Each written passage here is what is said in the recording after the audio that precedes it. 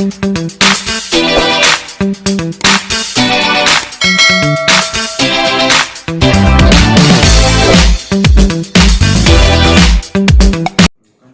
mitos keagamaan sangat berkaitan erat dengan masyarakat beserta lingkungan sekitarnya.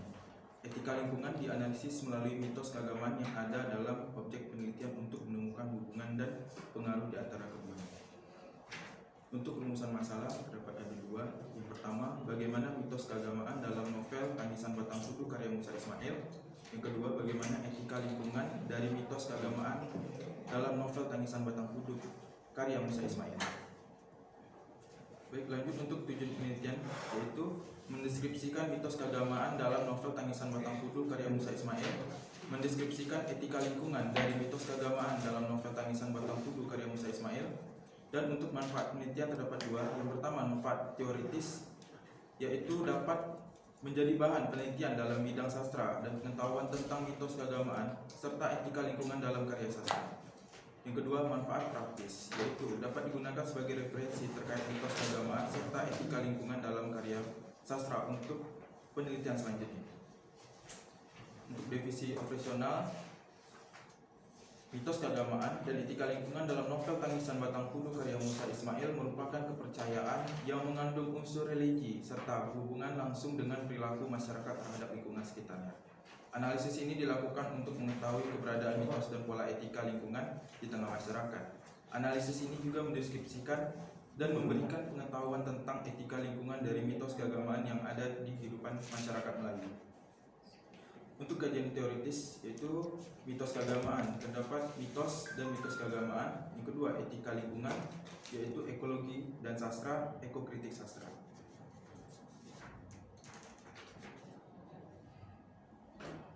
Baik, ini merupakan kerangka berpikir. Untuk metodologi penelitian, pada waktu penelitian dimulai pada Agustus sampai dengan Desember 2021. Jenis penelitian kualitatif, data dan sumber data terdapat itu mitos keagamaan dan etika lingkungan.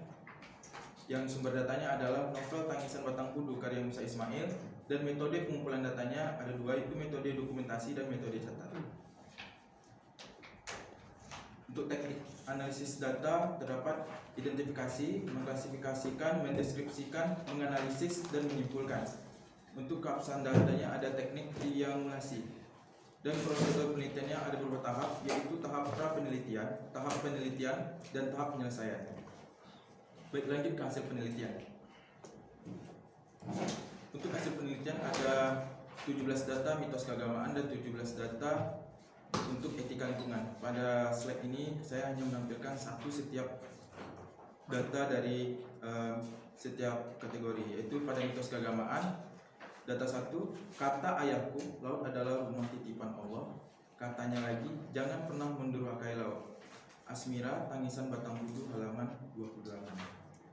Data tersebut ditemukan dalam percakapan antar tokoh dan mengandung makna tersurat dalam novel Tangisan Batang Kudu. Data ini tergolong ke dalam mitos keagamaan karena dimaknai sebagai keyakinan masyarakat setempat bahwa lautan adalah rumah titipan Allah untuk manusia, hingga harus dijaga dengan baik dari pencemaran dan kerusakan lingkungan.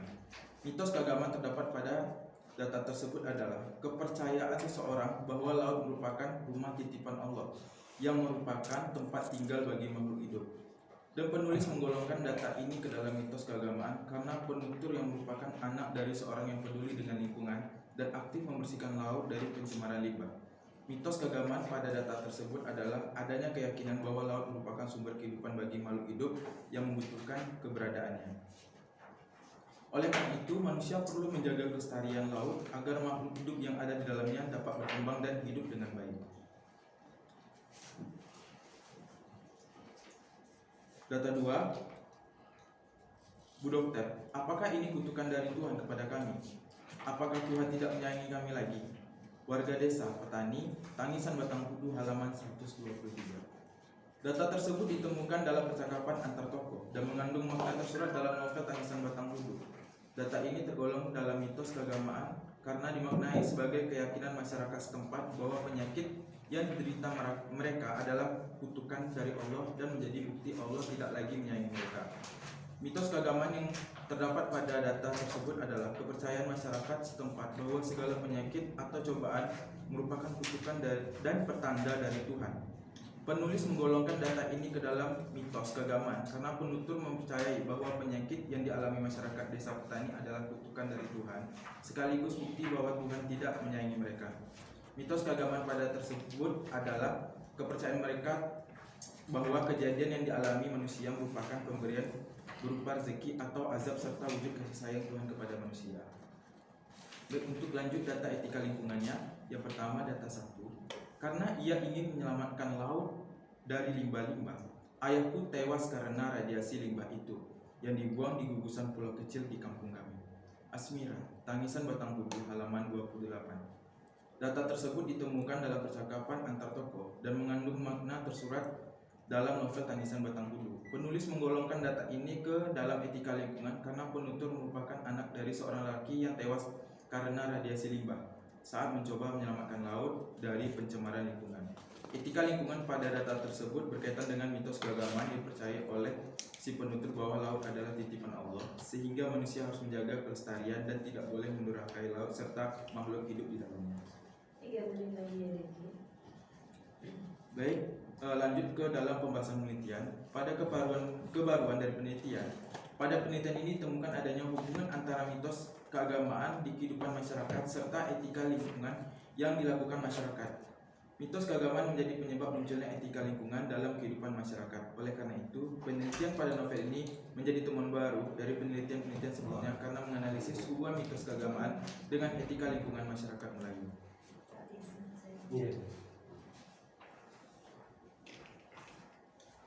Baik, lanjut ke implikasi penelitian. Untuk bagi pengajaran bahasa Indonesia, penelitian ini juga bermanfaat sebagai perangkat pembelajaran bahasa Indonesia, seperti dalam kurikulum mata pembelajaran bahasa Indonesia untuk sekolah menengah atas kelas 10, yaitu pada KD 3.9 menyebutkan butir-butir penting dari 2 buku non-fiksi dan 1 novel yang dibacakan nilai-nilai dan kebahasaan cerita rakyat cerpen, serta KD 4.9 menyusun ikhtisar dari 2 buku non-fiksi dan ringkasan dari 1 novel yang dibaca. Penelitian bermanfaat bagi pembelajaran bahasa dan sastra Indonesia di sekolah karena berkaitan dengan identifikasi sebuah karya sastra berupa novel. Bagi pengajaran budaya Melayu Riau, penelitian ini juga bermanfaat sebagai perangkat pembelajaran budaya Melayu Riau di tingkat pendidikan tertentu seperti dalam kurikulum muatan lokal budaya Melayu Riau untuk sekolah menengah pertama kelas 11 di Provinsi Riau. Terdapat KD 3.1 yaitu menganalisis kearifan hubungan manusia dan alam budaya Melayu. Penelitian ini juga bermanfaat bagi pembelajaran budaya Melayu Riau di sekolah karena berkaitan dengan perilaku lingkungan sebagai kearifan lokal masyarakat Melayu Riau. Baik, untuk kesimpulannya, berdasarkan hasil data, analisis data, dan pembahasan ini, simpulan yang dapat adalah hubungan sebab akibat antara mitos keagamaan dan etika lingkungan sehingga keduanya saling berkaitan. Hal ini dikarenakan mitos keagamaan dianggap sebagai penyebab munculnya perilaku atau etika lingkungan yang dilakukan masyarakat setempat. Etika lingkungan dilakukan berdasarkan mitos keagamaan yang berkembang serta keyakinan keimanan yang dimiliki oleh masyarakat sehingga mereka cenderung berperilaku baik dan menjaga lingkungan hidupnya. Hubungan mitos keagamaan dan etika lingkungan membuat masyarakat memiliki prinsip dasar hidup untuk dapat memperlakukan lingkungannya dengan baik sesuai norma dan syariat agama. Untuk rekomendasi, pada penelitian ini ditemukan kecenderungan masyarakat Melayu yang berperilaku baik terhadap lingkungan karena adanya mitos keagamaan di tengah kehidupan mereka. Sejatinya, masyarakat dapat senantiasa berbuat dan berlaku baik di kehidupannya karena berpegang teguh kepada norma-norma kehidupan dan syariat agama. Mitos keagamaan dinilai sebagai sebuah kepercayaan tertentu yang tidak harus selalu dipercayai oleh masyarakat. Mitos tersebut dapat dijadikan sebagai motivasi bagi diri sendiri untuk berlaku baik dan memberikan manfaat untuk lingkungan sekitarnya. Oleh karena itu, penelitian ini ditujukan agar masyarakat dapat meningkatkan kesadaran untuk menjaga dan melestarikan lingkungan mereka serta senantiasa menjadikan keimanan dan kepercayaan sebagai prinsip dalam berperilaku baik selama hidup di dunia. Baik, cukup dari presentasi dari penelitian. Mengklasifikasikan berdasar kriteria. Ya, semuanya belum jelas kok diklasifikasikan. Apanya diklasifikasikan? mengklasifikasikan itu kalau sudah di depan mata yang mau diklasifikasikan. Mengidentifikasi satuan bahasa kan begitu, yang mengandung nilai ya, mitos keagamaan dan kan begitu. Nah, ketika Deki akan mengidentifikasi ini misalnya ya, satuan bahasa, mitos keagamaan dan ini etika lingkungan, apa yang Deki gunakan sebagai indikator? Kan kalimat itu ratusan ya. Hanya sebagian kecil saja kalimat itu misalnya ya mengandung mitos keagamaan dan etika lingkungan. Nah, untuk mendapatkan kalimat itu apa yang digunakan indikator? Oh, ini adalah mitos keagamaan. Kalau untuk indikator mitos itu kalau kan saya ada dua Pak, indikator mitos keagamaan, etika lingkungan. Untuk kalimat yang mengatakan itu mitos keagamaan itu seperti contohnya itu yang membawa tentang apa Pak, mitos yang dari ucapan apa dari percakapan tokohnya Pak, misalnya kayak laut ini adalah titipan dari Allah Subhanahu wa Ta'ala. Jadi itu saya mengambil itu bahwa laut itu berupa mitos keagamaan karena ada sangkut pautnya dengan kepercayaan mereka itu Allah Subhanahu wa Ta'ala. Kalau untuk etika lingkungannya itu saya mengambil dari kutipan dari yang mereka lakukan dari akibat mitos itu Pak, dan mereka menjaga laut tersebut karena dengan menjaga karena laut itu adalah titipan Allah, mereka menjaga dan melestarikan laut tersebut agar tidak tercemar atau terkena limbah-limbah masyarakat. Baik, yang terakhir ya, ketika Deki berhasil mengumpulkan data dan sejumlah data, apa yang Deki lakukan untuk memastikan data itu betul-betul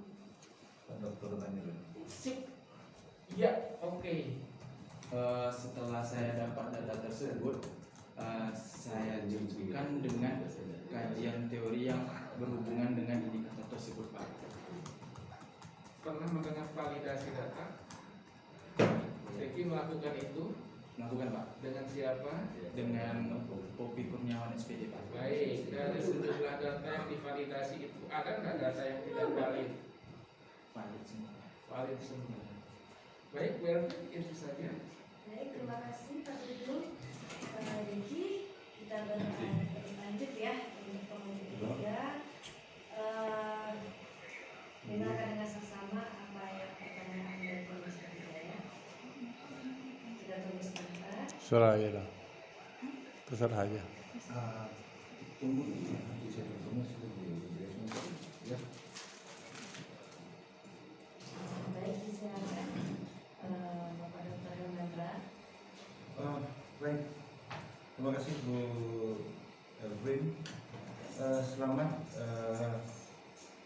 Nanda Diki Zulkarnain. Oke.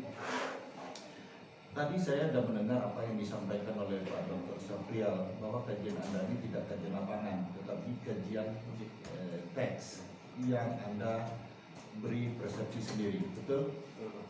Nah, ketika Anda mengaminkan apa yang barusan saya tanya, itu tadi saya baca di penutup ini belum tanya ya, ini baru saran takutnya lupa saya nanti. Untuk saran Pak. Di penutup ya di simpulan ini ya simpulan. Coba Anda lihat di halaman 69 ini paragraf ini dibuang. Kenapa paragraf ini dibuang? Paragraf ini dibuang karena halaman 69 itu saya baca, etika lingkungan pada penelitian ini berkaitan dengan respon dari masyarakat. Artinya Anda kan penelitian lapangan, ada respon masyarakat, sementara Anda berikan kajian teks. Iya. Paham? Kalau Anda penelitian di lapangan mengecek kebenaran itu perlulah itu ada respon, betul.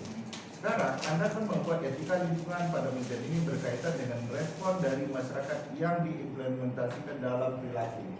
Artinya ada respon masyarakat. Saya kata kunci keywordnya di situ. Respon masyarakat berarti Anda bertanya, mewawancarai atau memberi angket atau apa. Itu persepsi saya. Bagaimana tanggapan Anda? Kalau saya harus dibuang. Ini baru saran ya. Ini baru saran yang saya sampaikan. Dan halaman 70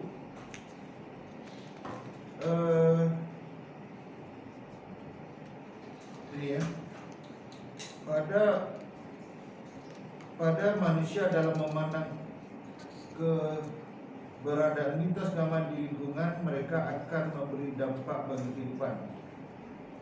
Nah, jadi redaksinya itu ditukar, bukan pada prinsipnya. Bagi yang melarang mitos punya redaksinya, ya, masih redaksi. Dan juga paragraf kedua, pada penelitian ini ditemukan kecenderungan masyarakat Melayu berperilaku baik terhadap lingkungan karena adanya mitos gambani di tengah kehidupan mereka berkaitan dengan tujuan penelitian, yaitu menganalisis hubungan mitos dengan terhadap lingkungan. Ini lagi-lagi Anda membuat simpulan dari teks itu atau Anda meng-cross check di lapangan. Maka redaksi di paragraf kedua itu harus juga dibuang di halaman 72 karena Anda itu kan tidak ke lapangan. Nah, oke, itu saran. Sekarang saya masuk ke mitos keagamaan, ya.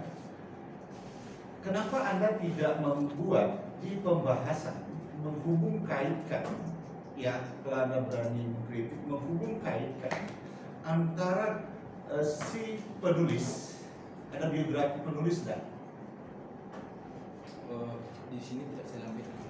nah, kan gini ya, bisa saja kita mengatakan nanti di dalam pembahasan itu bahwa ada keyakinan si penulis bahwa ada mitos keagamaan. Anda hubungkan di pembahasan karena ini sebenarnya dangkal ilmu kita, maka ada mitos keagamaan. Sebenarnya kalau kita agama kuat itu tidak ada mitos keagamaan. Kalau kita ilmu agamanya kata orang kuat itu tidak ada mitos. Iya. Dan saya dulu ya mitos seperti mendoa membakar kemenyan.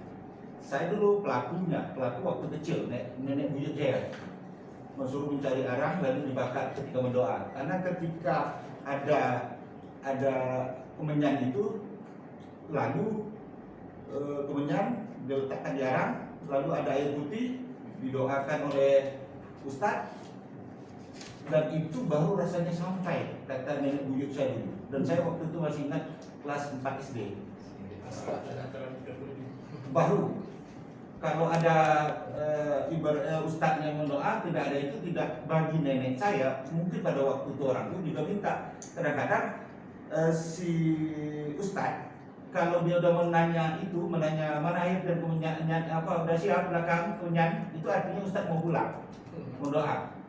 Artinya ustadz pun pada waktu itu menganggap itu adalah mitos untuk agar doa itu terkabul nyampe. Sudah ada. Yang pertama sih itu si makanannya memang kompleks. Pertanyaan itu juga sudah. Jadi rencananya mau ujiannya kedua kali gitu. Iya. Pertanyaan juga sudah. Iya, kami lancar. Dan hasil dulu itu masalahnya. Misalnya bagaimana konfigurasi antara mitos dengan agama gitu kan. Bagaimana sampai apa datanya ditanya pun tak tahu juga gitu kan. Harus buka. Harus buka apa gitu. Itu artinya tak menguasai apa yang dilakukan. Nah, pada halaman 69 ini memang sangat menggoda apa yang dikatakan oleh Pak Dr. Amanda tadi ya, bahwa ini kalau ini menjadi simpulan, maka kajian Anda ini harus diulang lagi, bukan kajian kultural kan, tapi dengan mungkin memetik dan seterusnya. Kalau Anda ubah nama 69 pada paragraf pertama, kalau diubah seperti apa ya? Sehingga dia menjadi bahwa ini kajian teks. Mungkin saya mengganti yang Tidak halaman itu, halaman 79. Anda baca. Nah, bagaimana mengubahnya? Saya tanya. Bagaimana mengubahnya bahwa ini sebuah kajian teks? untuk Atau Anda jawab bagaimana bahwa ini betul-betul sebuah kajian teks? mungkin saya salah. Jangan. Ya, Mana Pak? saya salah sepertinya di bagian kata masyarakat, Pak. Karena tadi dari Pak Hermandra kalau misalnya masyarakat itu larinya ke imetik. Karena kajian saya kan dari teks. Mungkin saya bisa. Nah, novel itu respon masyarakat atau tidak? Iya, Pak, respon masyarakat. Terus bagaimana itu? Ya, sebenarnya Pak yang kenapa saya bikin masyarakat pertama, Pak, karena dari saran Bapak tadi kan. Karena saya memang mengkaji itu dari respon masyarakat atau dari kalimat penokohan masyarakat setempat, Pak. Makanya saya bikin di sini nih dari respon masyarakat yang berada di novel itu, Pak. Mungkin jadi salah saya di sini mungkin karena etika lingkungan tersebut dari respon dari mitos yang dilakukan masyarakat setempat.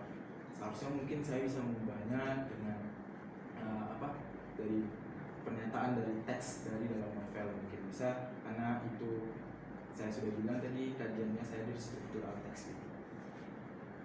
Jadi sebelumnya itu alasan saya bikin kenapa masyarakat setempat di dalam perintah ini, Pak, karena saya beracuan dari tanggapan kalimat antar tokoh yang berada di masyarakat. Dijelaskan Pak. Ya. Yang kedua, saya punya ada 10 kalau tak salah berhubungan dengan ekonomi dengan mitos ini. Tapi tak satu pun nama saya dari sini. Stasi kurang tuh. Iya. Harusnya naik ke stasi tuh. Kalau Anda keluar negeri itu tak lulus. Betul. Kalau di sini mungkin jam-jam mata lah saya kan. Padahal saya tak ingatkan itu. Ini kajiannya. Dulu. Iya. Kalau penelitian kita kan, kalau tak mengutip profesor kita punya kan rasanya kok tak seperti saat tak tahu kita orang itu kan, wawasan orang itu. Maka sekarang ada dipaksakan itu kan, Wajib. semacam wajib. Itu makanya PPRI itu jauh lebih tinggi citasinya daripada kota saya karena memaksakan ini. Kemarin nampaknya waktu sosialisasi apa itu juga begitu kan, ada pemaksaan seperti itu. Tapi janganlah di prodi FKIP ini, prodi bahasa Indonesia ini ada pemaksaan seperti itu kan, tak boleh. Karena kultural alami kan. Jadi itu sikap ya. Itu diberitahu dengan kawan-kawan yang lain harus ada. Misalnya kita mengenal Pak Dr. Mengatur itu bukan beliau misalnya membantu macam tidak, tapi kita mengetahui pemikiran beliau itu. Bagaimana konsep memimpin prodi bahasa ini, bagaimana beliau menulis tentang topik pengajaran, linguistik dan seterusnya gitu. Pikiran itu sedih betul ya kan? Tapi ini tak beliau ini saja yang terjadi seperti ini. Banyak dosen juga. Baik, itu saja. Baik. Tak bisa juga dia menjawab. Bagaimana? Dia bisa menjawab. Bisa. Selain dari ya akan saya perbaiki Pak. Selain dari itu adalah gimana kan? Mungkin kurang pemahaman saya, Pak. Citasi Pak. Bukan rendah kita bawah 100, lebih tinggi pula Pak. Pak yang apa? Zul Hafiz. Zul Hafiz sudah 80 sekian. Saya kok cuma ini. Karena kebodohan saya juga kan. Tapi jangan dimanfaatkan. Aktif itu kan 150. Saya perlu naik kemarin itu saya lihat kan. Sebenarnya saya jauh lebih tinggi dibandingkan dengan PPRI, dosen-dosen PPRI. Cuma saya tak menunjukkan ini saja gitu ya. Ensiklopedia saya cuma dilihat kan. Jadi disuruh mahasiswa itu setiap penelitian sastra ke harus pakai citasi. Banyak kadang-kadang